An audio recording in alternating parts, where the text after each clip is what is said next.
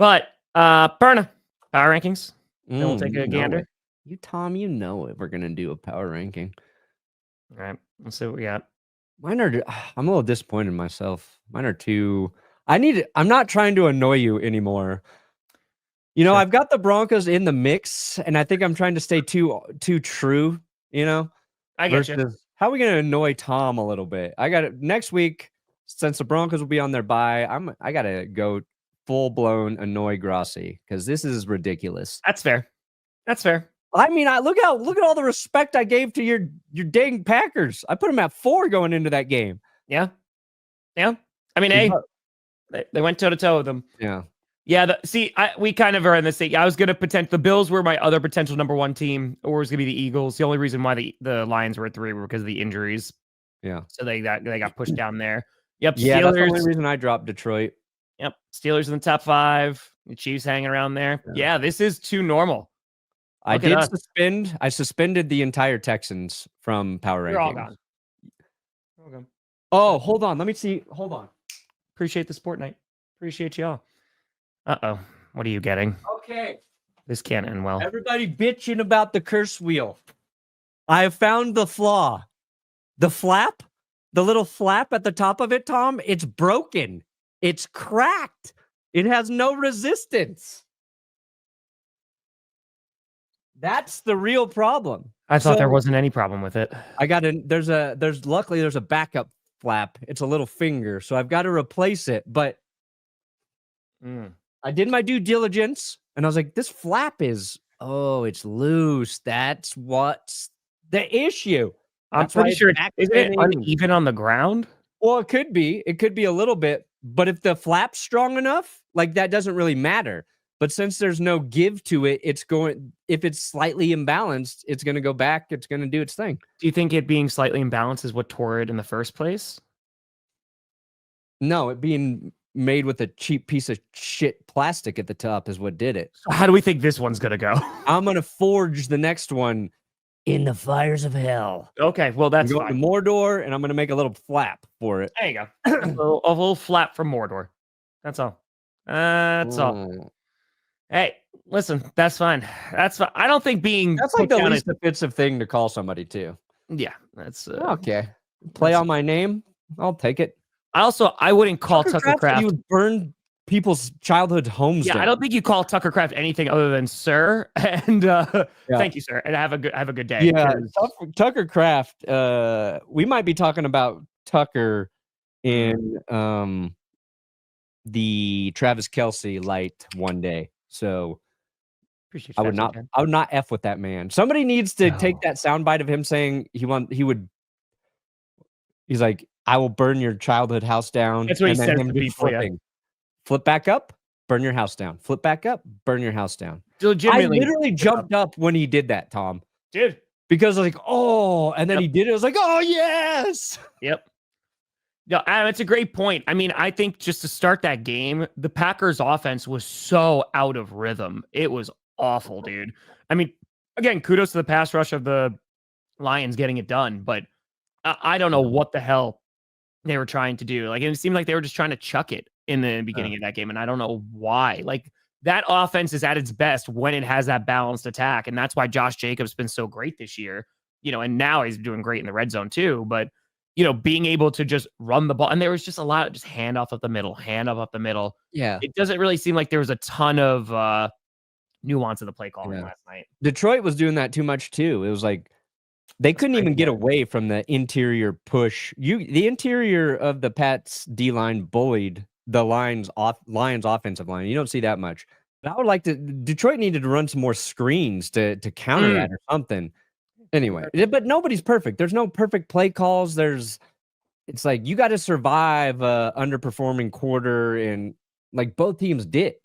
Just one team's got to win. I don't think this has anything to do with trust. If Jair comes back and he's locked down for the rest of the year and into the postseason, like I don't think he's not choosing to be injured. Yeah, you know what I mean. Like it's doing the best he can. He's not getting out on the field, and I mean I don't know what you do there. So I think they're going to bring him back. And at this point, we do not have the luxury of turning down any corner help. We don't have that luxury. No, every team's got some like hole they're trying to fill. Lions We need pass linebacker, rushers and we need corners pretty badly right now. Dude, Dan Skipper flopped so hard that he puked after the game. Dude, holy crap! I gotta respect what it. A goddamn baby! Like, I gotta respect it though. I don't respect it at all. Like, you have linemen flopping out here. Like, come on, man. Just give me a break. That one also made me laugh.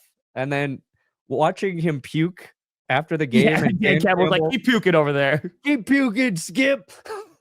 Holy Dude, shit. Bills Lions is gonna be one of the best games we're gonna see this season, man. Yeah, it's gonna be. I have no idea. I have no idea who wins that game. If it is Packers Lions in the championship game, it's gonna be incredible. Oh, dude, I hope. Like I said, I hope we get to see that third game. We were robbed of it last year. I hope we see it. But so we'll see. We look at the rest of the games. It's true, Double O. It's true. You're welcome. You're welcome. So that's it. Under 5 yards. Yeah, 1 for 5. Third downs. I mean, again, to be fair, the Lions defense, if they're not ranked the top, I'm pretty sure they're very close to the top in terms of the best third down defense. You know, so that is, you got to give some credit to the Lions defense. No, it was just two good football teams. That's all it was. That's all. We got to watch two good football teams on Thursday, and both teams coming off 7 days rest too. Like, I think that also helped make that game really good. It wasn't both teams coming off 3.5 days of rest. Sure. Yeah. Dude, I mean, he didn't have any time in the first half too. And then he didn't have to do much. I mean, like, you look at that stat line from Jordan Love, and I think that's closer to a normal Jared Goff stat line. Like, in terms of just the amount of attempts. He just didn't have to throw the ball. He threw the ball, 20 times? It was 12 for 20. Yeah. That Goff interception was bad too. That was a dumb decision. I thought it was really good.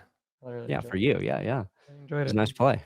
Yeah, well, that's the thing too. Like, the offense in that first half, besides that one scoring drive, they did not get any kind of rhythm going on. Yeah. And once they had that big play with Watson, he fumbled the ball. You know, and it was good to play by the defense there, but they couldn't get out of their own way. And again, kudos to that Lions defense and how they started that game, because they were getting pressure right away against the Packers. It's hard to, if you're not staying on the field to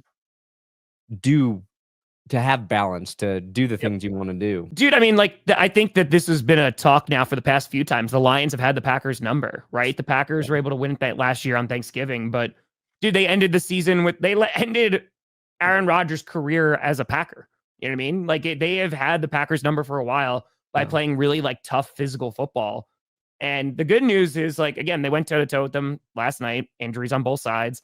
And then we'll see what happens come postseason, but it's a rivalry, man. Yeah, like, I don't think it's a time. Look, the Packers are a good football team. That's the difference. We actually did answer this beforehand, and I said yes, week 18, because I remember exactly what your question was. Week 18, yes, it's usually division rivals, and then they flex somebody to Sunday Night Football.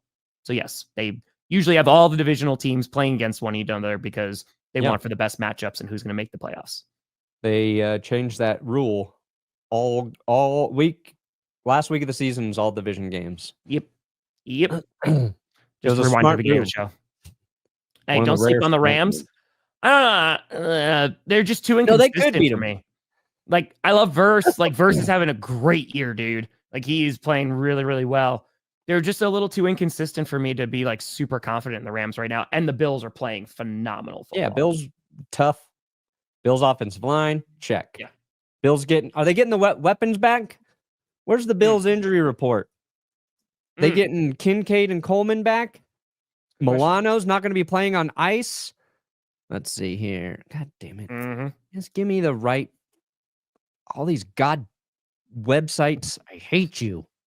Yeah, let's see. Wednesday? Yeah, thank you for the Wednesday update website, you dumb idiot. Sam thinks that Coleman is still out. Is he? Okay. Which, honestly, like, this might sound controversial. Let him rest. Yeah. Let him rest. You clinch the division. At worst, you're going to be the 4 seed, which I don't think they're going to lose that many games. But let him rest. Kincaid limited. Coleman limited. Yeah, who knows? Michelle, it's a great question. Yeah, real quick before we get out of here. They might do Vikings-Lions. They could. Right now, No. Chiefs, Broncos, Chiefs. Broncos, Chiefs could Broncos, be maybe. flexed. Like, Uh, if Kansas City loses a game and they got to win that game for like the 1 seed, and the Broncos are, they've got to win to stay in the Broncos might have it clinched at the 7 seed. That might be why that game doesn't get bumped. Yeah, honestly, the only 2 games I see are Chiefs, Broncos, Vikings, Lions. Because, real quick, this is a stinky week 18. Hold on. Like, there's the teams are the majority of them are out of it. So here, it's not gonna be this, right? Because the Browns are gonna be out of it at that point. No, no, maybe Chiefs, Broncos, Seahawks, Rams. That has potential. Oh yeah, NFC West is still a mess. That could wind up deciding something. That would make a lot of sense if the Rams can win a couple, and if they can beat Seattle to clinch the division, then that would be the game that gets flexed. This could be here. No, because the Titans are out of it. God, no. No. This could be Vikings, Lions, because, dude, if the Vikings wind up winning a bunch of these games, like it could decide the division. We'll see what happens. Vikings just have 2 losses, right? Yeah. Okay. So, and again, they had to play week 18. That's gonna be a good game. Yeah. Commanders, Cowboys. That's maybe you have 2 teams that are trying to get in there. Dude, I don't think if that game gets flexed, Scooter will be he will be elated because his 3% chance of the Cowboys having a shot will be true. It's true. No, God, no, because I don't think Saints win, and it's not gonna be that. So I think you have 3 options. You have Vikings, Lions, Seahawks, Rams, and then Chiefs, Broncos. Yeah, those are your most likely games, I would assume. Sorry, following. I know it's a tough time. I know right now.